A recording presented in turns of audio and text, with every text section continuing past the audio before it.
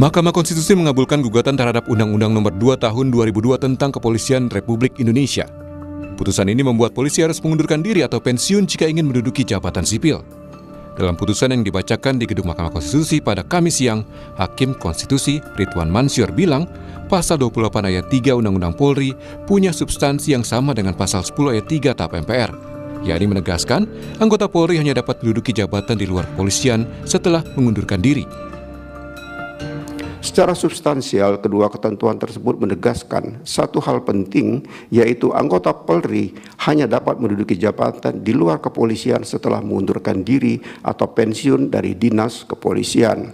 Artinya, apabila dipahami dan dimaknai secara tepat dan benar, tanda kutip mengundurkan diri atau pensiun dari dinas kepolisian adalah persyaratan yang harus dipenuhi oleh anggota Polri untuk menduduki jabatan di luar kepolisian. Amar putusan mengadili 1. Mengabulkan permohonan para pemohon untuk seluruhnya.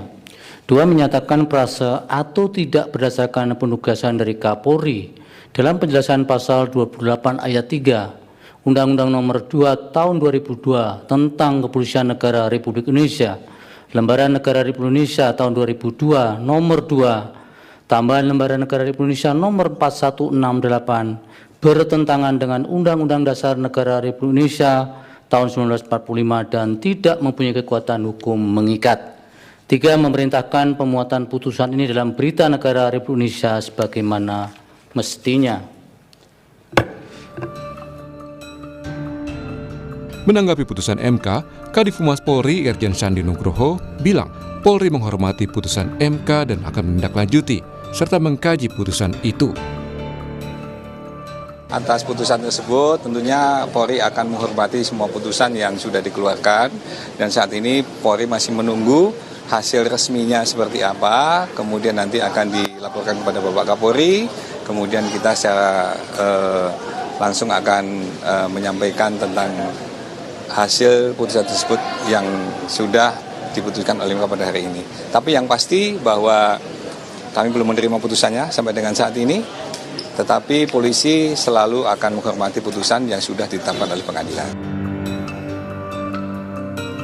Sejumlah perwira tinggi Polri menduduki jabatan di luar kepolisian seperti kementerian dan lembaga. Di antaranya Komjen Ketut Suwardana, Irjen Kementerian P2MI, Komjen Joko Purwanto, Irjen Kementerian Kehutanan, Komjen M. Iqbal, Sekjen DPD RI, Komjen Puji Prasetyo Hadi, Irjen Kementerian ATR BPN, hingga Irjen Soni Sanjaya, Wakil Kepala BGN.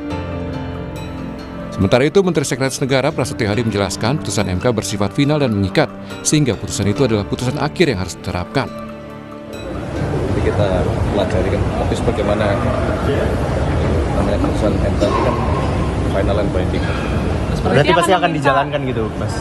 Ya, iyalah sesuai aturan kan seperti itu. Akan meminta pejabat tersebut mundurkan diri dari Kementerian Lembaga Pak, yang polisi? Iya kan, kalau aturannya seperti itu kan. Mas, kalau soal Sebelumnya, gugatan terhadap Undang-Undang Nomor 2 Tahun 2002 tentang Polri diajukan dua advokat Samsul Jahidin dan Christian Adrianusite. Keduanya menilai undang-undang tersebut multitafsir dan berpotensi terjadi penyalahgunaan kekuasaan pada penegak hukum. Tim Liputan, Kompas TV. Putusan MK sudah keluar dan bukan untuk diperdebatkan karena sifatnya final dan mengikat. Kami akan ulas bagaimana penerapan putusan MK terhadap larangan polisi aktif di jabatan sipil bersama penasihat ahli Kapolri Irjen Purnawirawan Arianto Sutadi. Selamat pagi Pak Arianto. Selamat pagi Pak Mario Pak di studio. Terima kasih Pak Arianto sudah bergabung di Dialog Sapa Indonesia Pagi, dan juga pengamat kepolisian ISES Bambang Rukminto. Selamat pagi Mas Bambang. Pagi. Mario. Terima kasih Mas Bambang dan Pak Arianto sudah bergabung di Dialog Sapa Indonesia Pagi pada hari ini. Saya duluan ke Pak Arianto. Pak Arianto, Pak Kapolri sudah memberikan tanggapan terkait dengan putusan MK ini atau belum Pak? Kalau saya belum dengar Pak Kapolri ya, tapi yang saya dengar baru Kadif Humas saja itu. Ya. Dan saya kira ya udah pasti Pak, gitulah tanggapannya, itu kan final and binding ya. Ya. Berarti kita harus melaksanakan perintah undang-undang. Bagi saya sebagai polisi ya, apalagi polisi itu dilihat kan apakah polisi itu sebagai lembaga, organ, atau polisi itu orang-orangnya, petugas polisinya, atau fungsinya. Itu saya lebih menyoroti pada itunya. Kalau dari putusan ini saya lihat nanti saya akan memberikan tanggapan ya. Polisi itu adalah, kalau menurut Tribrata ya, pedoman hidup polisi itu adalah satu, abdi utama daripada nusa dan bangsa. Artinya sebagai abdi ya, pelayan masyarakat. Dua, negara yang utama, warga negara teladan, artinya memberikan contoh keteladanan dalam mematuhi undang-undang. Yang ketiga, wajib menjaga ketertiban pribadi daripada itu profesionalisme kayak gitu. Jadi dengan adanya keputusan seperti ini, kemudian polisi tidak boleh di luar itu kalau tidak pensiun, itu tidak ada pengaruhnya apa-apa bagi kami, menurut saya ya. Karena sebagai dulu ketika kita masuk dari polisi pun sudah ngomong, Pak, saya siap ditempatkan di mana-mana gitu. Jadi itu udah tekad kami itu sebagai di dalam Tribrata ada di situ juga gitu. Ya. Tidak pengaruh. Oke. Pak Arianto, tapi kan kita melihat mekanismenya selama ini, kalau dari kemarin pada saat sidang di Mahkamah Konstitusi, saksi ahli mengatakan bahwa ada 4.000 jabatan yang ditempati oleh polisi di jabatan sipil tersebut. Jika memang pada akhirnya ini harus kembali semua ke institusi, akan ditempatkan di mana 4.000 ini? Oh, kalau saya sih nggak bingung, Pak. Wong itu polisi itu masih kurang orang banyak. Contohnya bahwa polisi itu kurang petugas yang banyak ya. Sekarang polisi kan dinilai negatif itu. Iya kan, citranya kurang baik. Nah, sekarang polisi kan lagi dituntut untuk memperbaiki diri. Itu butuh para petinggi-petinggi yang hebat untuk memperbaiki polisi kan. Nah, untuk transformasi itu, saya kemarin mengajukan perbaikan polisi seluruh Indonesia itu dengan cara melaksanakan perbaikan-perbaikan poin-poin yang dikurangi itu yang dinilai negatif. Karena kemarin ada 9 poin itu. Perbaikan di bidang pelayanan, pengawasan, kemudian hedonis, di bidang impunitas, kemudian apalagi banyak, ada 9 poin yang harus diperbaiki itu, Pak. Itu membutuhkan seorang pengawas ya. Bagaimana cara merubah itu kan gitu. Karena kita merubah 460.000 orang kan, Pak. Gitu. Berarti menurut Anda ini lebih ini ya, bagus sebenarnya untuk reformasi di tubuh Polri, untuk citra yang lebih baik, kinerja yang lebih baik ya. Kalau ditinjau dari lembaga polisi, menurut saya dengan pengembalian ke polisi kembali, kita nggak akan bingung itu ditaruh di mana, karena sekarang ini kebetulan polisi lagi membutuhkan para petinggi-petinggi ataupun pejabat yang hebat-hebat untuk memperbaiki polisi. Jadi itu malah menurut saya itu mempercepat proses daripada transformasi polisi yang diharapkan oleh rakyat itu. Untuk sementara ini ya gitu. Jadi saya ke Mas Bambang. Mas Bambang, bagaimana Anda melihat dari kata Pak Arianto, ini sesuatu yang baik sebenarnya untuk kinerja polisi ke depan. Polisi membutuhkan orang-orang profesional untuk memperbaiki polisi sendiri. Harapannya memang demikian ya. Tapi kalau kita melihat di struktur kepolisian ini jabatan-jabatan itu kan terbatas. Misalnya terkait dengan pengisian bintang 3. Ini kan hanya sekitar 6 orang saja gitu loh. Wakapolri, Irwasum, Kabintelkam, Kabarreskrim, Lemdikpol, Kabarkam, terus kemudian Astama-op, Astama-Arena dan Korbrimob gitu loh. Sementara bintang-bintang 3 yang lainnya kan bertebaran di instansi pemerintah. Kalau kemudian ini ditarik, tentu akan banyak bintang 3 yang akan menganggur, tidak bisa mengisi jabatan itu gitu. Non jabatan berarti ya? Bagaimana Mas? Non jabatan. Kalau ditarik. Non job artinya seperti itu. Belum lagi terkait dengan inflasi kombes yang seringkali muncul. Artinya memang selama ini ada problem terkait dengan manajemen SDM di tubuh kepolisian. Pengembangan organisasi ini dibaca hanya sekedar menyebarkan personil di lembaga-lembaga atau kementerian atau lembaga yang lain, dan ini ternyata keputusan MK kemarin kan menganulir itu semua. Makanya memang ini nanti akan memunculkan semacam tsunami ya di tubuh kepolisian terkait dengan baliknya para jenderal ke tubuh Polri gitu. Tapi kalau di level fungsional, level perwira menengah, bintara dan tamtama yang juga dari 4.300 itu ada sebagian besar dari perwira menengah ke bawah. Ini tentu akan sangat memberikan darah segar karena mereka sudah keluar, tentunya wawasan kompetensi mereka juga berubah. Ini harapannya bisa memberikan masukan-masukan kepada internal kepolisian. Yang menjadi problem memang nanti di level atas, di bintang-bintang ini semakin bertaburan di Polri, karena tidak punya jabatan seperti itu. Mas Bambang, berarti menurut Anda dengan misalkan kembali dan juga non-job pada akhirnya, menurut Anda lebih baik pensiun sebagai anggota Polri untuk perwira tinggi ini, atau tetap kembali aja dengan menerima konsekuensi tersebut? Itu kembali kepada pilihan masing-masing ya. Kalau memang mereka memiliki passion terkait dengan job di kementerian atau lembaga, bisa mengundurkan diri, kemudian melakukan alih status, itu bisa saja seperti itu. Dan tentunya ini akan menjadi positif juga bagi Polri, karena tidak perlu menampung mereka kembali ke Polri, karena tentu ini akan mengganggu juga ritme di internal seperti itu. Pak Arianto, bagaimana dengan frasa tsunami kalau kembali lagi ke institusi Polri? Akan ada banyak perwira tinggi yang mungkin saja non-job juga. Non-job gitu kan ya. Itu kan kalau Pak Bambang kan di luar Polri, jadi nggak ngerti apa yang terjadi di internal. Saya itu sehari-hari kan ngelihat bagaimana kinerja Polri itu ya kan. Jadi di Polri ini seandainya mereka itu para bintang 3 itu kan job tinggi gitu ya. Misalkan dikembalikan ke polisi, memang secara struktural nggak ada, kelihatannya kemudian kan nggak ada kerjaan kan gitu kan. Tapi secara kenyataannya saya bilang polisi butuh para petinggi-petinggi yang berandal ya, yang bisa memperbaiki polisi itu tadi, terutama untuk transformasi ini ya. Ini menurut saya sangat butuh banyak. Soalnya gini ya, untuk mentransformasi polisi itu Pak, itu kita butuhnya apa? Merubah perilaku yang di lapangan, 460.000 orang. Merubah perilaku itu ada berapa poin yang harus dirubah. Jadi ada 9 ya. Di setiap poin itu saya hitung, karena saya bikin buku petunjuknya itu ada 10 poin itu. Nah, untuk merubah poin-poin itu kan dibutuhkan nomor 1 ya, petunjuk ke lapangan supaya dibaca semua orang apa yang harus dikerjakan dan tidak. 1 itu ya.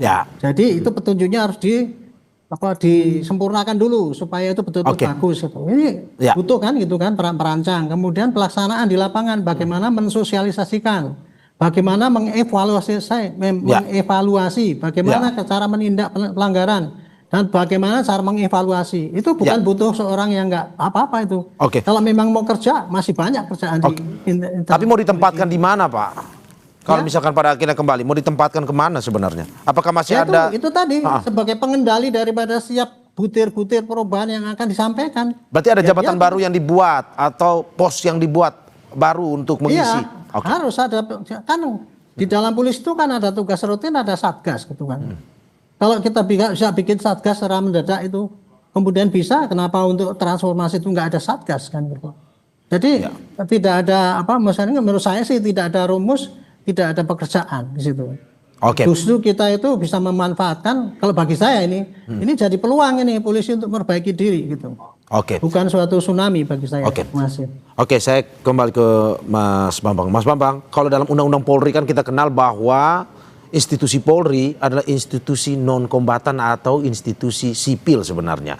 Menurut Anda, apakah mungkin sebenarnya dengan penempatan mereka di jabatan sipil sudah sesuai dengan kinerja mereka, didikan mereka selama ini, atau bagaimana sebenarnya? Ya, kalau saya melihat sejak awal dididik, ya mereka tidak dicetak untuk menjadi birokrat-birokrat di kementerian dan lembaga. Mereka lebih pada tugas-tugas kepolisian. Tugas-tugas kepolisian ini kan meliputi Harkamtibmas dan terutama Harkamtibmas, pemeliharaan keamanan ketertiban dan penegakan hukum. Jadi fokusnya di sana. Memang kemarin ketika berada di kementerian dan lembaga, fungsi mereka salah satunya melakukan pengawasan pada lembaga terkait. Tapi isu yang beredar kan juga tidak hanya melakukan pengawasan, tapi menjadi pengamanan. Itulah yang akan yang memunculkan persepsi adanya konflik kepentingan, karena konflik kepentingan antara ini yang diawasi dan yang mengawasi kan sama saja kalau mereka ada di luar struktur. Makanya kemarin keputusan MK mengembalikan itu memang sudah, saya melihatnya sudah sangat tepat ya, karena memang dalam undang-undangnya memang mengatur seperti itu, tidak bisa di luar struktur karena harus mengundurkan diri dan pensiun dini. Semangat undang-undang itu adalah menjaga agar Polri ini tetap profesional dan sebagai Polri sebagai lembaga yang diberikan kewenangan negara dalam tugas kepolisian ini lebih profesional dan bebas konflik kepentingan dan lebih independen, karena harus disadari bahwa Polri ini adalah aparatur negara, bukan aparatur pemerintah, meskipun sama-sama di sipil. Tapi harus dicatat itu tadi, harus digarisbawahi bahwa Polri ini adalah aparatur negara, bukan aparatur pemerintah. Bahwa Polri mendukung pemerintah itu dalam melaksanakan tugas-tugasnya itu dalam rangka sebagai aparatur negara gitu loh. Ini memang sesuatu yang masih sulit dipahami karena perbedaannya memang sangat tipis antara aparatur negara, aparatur pemerintah, atau dalam tanda kutip aparatur kekuasaan seperti itu. Makanya keputusan MK ini merubah mindset tersebut gitu, dan harus dan ini harus disadari oleh kawan-kawan kepolisian. Mas Bambang, kalau kita melihat dalam sidang kemarin, dari alasan penggugat adalah karena banyak anggota polisi aktif yang menduduki jabatan, ada kepala BNN, ada BSSN, BNPT, KPK. Menurut Anda dengan eksodus yang hasil putusan ini, perpindahan kembali ke institusi Polri ini, apakah akan mengganggu sebenarnya apa yang telah dilakukan selama ini di institusi sipil tersebut, atau bagaimana sebenarnya? Ya, sedikit ada goncangan juga ya. Artinya yang selama ini tugas-tugas Polri yang dilakukan secara profesional melakukan pengawasan ini tentunya akan berkurang. Ini tentu akan membuat kementerian dan lembaga itu berbeda dengan kemarin, akan semakin longgar gitu. Artinya peluang-peluang untuk melakukan pelanggaran itu kembali muncul seperti itu. Tetapi ini kan persoalannya bukan hanya sekedar penempatan Polri di luar struktur, tapi adalah koordinasi antar lembaga. Artinya kalau itu tidak bisa diselesaikan antara antar lembaga, tentu ini akan menjadi dampak yang negatif. Tetapi bagaimanapun juga masing-masing harus profesional, ego sektoral itu harus dihilangkan, dan pucuk pimpinan antar lembaga inilah yang harus memastikan bahwa koordinasi kerja itu tetap berjalan dengan semestinya, seperti itu. Oke, saya kembali ke Pak Arianto. Pak Arianto, bagaimana Anda melihat bahwa ada beberapa institusi sipil yang selama ini sudah menjadi bagian dari Polri atau selalu dipimpin oleh anggota Polri, pada akhirnya harus kembali lagi ke institusi Polri, terutama seperti BNN, BNPT. Mohon maaf ya kalau saya mungkin salah memaknainya ya. Keputusan daripada MA kemarin itu kan hanya bunyinya tidak boleh polisi yang aktif kemudian bertugas di tempat lembaga yang lain gitu kan. Bukan berarti tidak boleh, tapi harus keluar dulu. Harus keluar, pensiun. Kemudian baru masuk ke situ. Berarti bukan tidak ada larangan Pak untuk anggota polisi masuk situ sepanjang dia sudah pensiun daripada polisi. Nah, otomatis besok seandainya ini BNN misalnya itu, ya paling tinggal yang sekarang masih dinas itu ya suruh pensiun, kemudian mau boleh ke situ kalau memang dia maunya ke situ. Ini efek daripada ini kan kepada anggota ya Pak, itu nanti harus milih itu nanti apakah berhenti dari polisi atau kemudian tetap di situ. Itu nomor satu. Sehingga bagi saya tidak ada kekhawatiran lembaga-lembaga lain yang memang dibutuhkan adanya figur polisi itu akan kehilangan figur polisi di situ. Saya ingin menyampaikan ya, penugasan polisi di luar lembaga ini itu ada positifnya, ada negatifnya.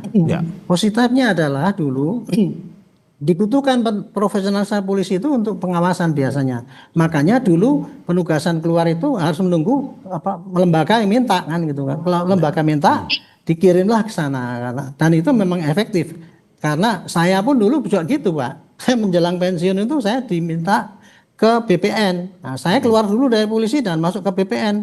Dan saya di situ di BPN saya bikin bisa perubahan banyak sekali. Tanya itu Pak Ahok, Pak Ganjar Pranowo, Pak Gamari.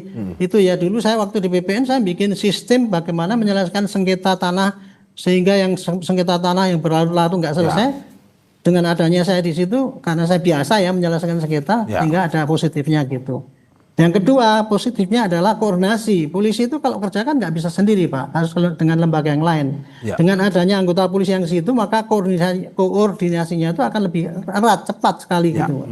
Itu hanya sayangnya ada negatifnya juga kalau ada polisi masuk ke situ itu seakan-akan kan menutup karir daripada orang yang sudah dari kecil ada di situ gitu sehingga itu. Jadi sipil ya, jabatan sipil itulah itu ya. Kondisinya ya. Gitu. Jadi kalau saya melihatnya seperti itu. Jadi bagi saya ini bukan barang susah ini. Karena tinggal suruh pilih kalau mau berhenti kemudian masuk atau kembali ke polisi gitu.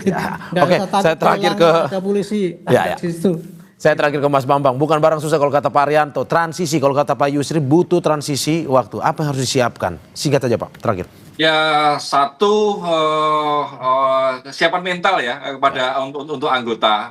Ini memang ada sebuah perubahan yang sangat drastis karena 10 tahun ini mereka dalam zona nyaman untuk bisa di luar lembaga di luar Polri seperti itu. Makanya kesiapan mental yang seperti disampaikan Pak Arianto tadi, mereka harus siap mental untuk memilih tetap di dalam Polri atau mengundurkan diri atau pensiun dini itu tadi dan kemudian bertugas di kementerian atau lembaga lain.